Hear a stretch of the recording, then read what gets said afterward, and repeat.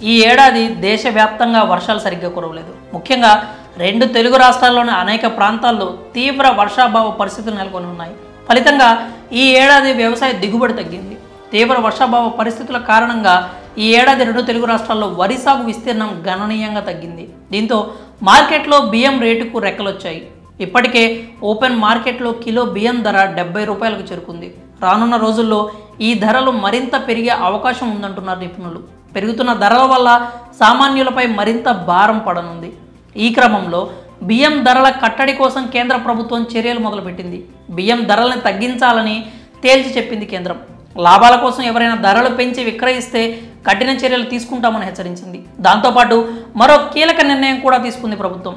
Bharat rice పేరుతో 25 రూపాయలకి kilo బియ్యం అమ్మేందుకు రంగం సిద్ధం చేస్తోంది. ప్రస్తుతం బియ్యం ధరలు గరిష్టాలకు చేరుకున్నాయి. రానున్న కాలంలో రైస్కు డిమాండ్ పెరుగుతుంది తప్ప తగ్గదు.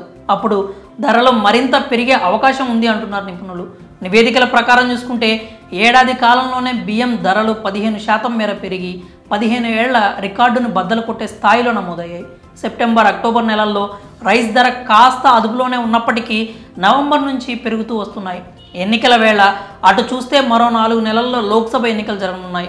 ఇప్పటికే జనాలు నిత్యావసరాల ధరల పెరుగుదల గురించి గగ్గోలు పెడుతున్నారు. దీనికి తోడు బియ్యం ధరలు కూడా పెరగడం మోదీ సర్కారుకు సమస్యగా మారనుంది. వీటన్నింటినీ దృష్టిలో పెట్టుకుని కేంద్ర ప్రభుత్వం కిలో 25 రూపాయలకు డిస్కౌంట్ ధరకే బియ్యం అందించేందుకు గాను రెడీ అవుతోంది. దీనిలో భాగంగానే భారత్ రైస్ను తీసుకొచ్చేందుకు సన్నద్ధమవుతోంది. ఇప్పటికే కేంద్ర ప్రభుత్వం గోధుమ పిండి, పప్పు ధాన్యాలను భారత్ ఆటా, భారత్ దాల్ పేరిట డిస్కౌంట్ ధరలకు ప్రజలకు అందిస్తోంది.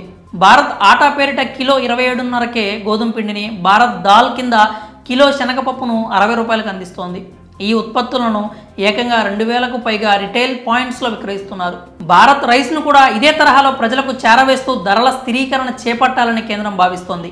ఈ నేపథ్యంలో భారత్ రైస్ను కూడా డిస్కౌంట్ ధరకు నాఫెడ్, ఎన్సీసీఎఫ్, కేంద్రీయ బండార్ అవుట్లెట్స్, మొబైల్ వ్యాన్స్ వంటి ప్రభుత్వ ఏజెన్సీల ద్వారా ప్రజలకు అందుబాటులోకి తీసుకురావాలని కేంద్ర ప్రభుత్వం ఆలోచన చేస్తోందని సంబంధిత వర్గాలు వెల్లడించాయి. త్వరలోనే ఈ మేరకు అధికారిక ప్రకటన రానున్నట్లు తెలుస్తోంది. ఇప్పటికే ఆహార ధాన్యాల ధరలను స్థిరీకరించడానికి ప్రభుత్వం అనేక చర్యలు తీసుకుంది.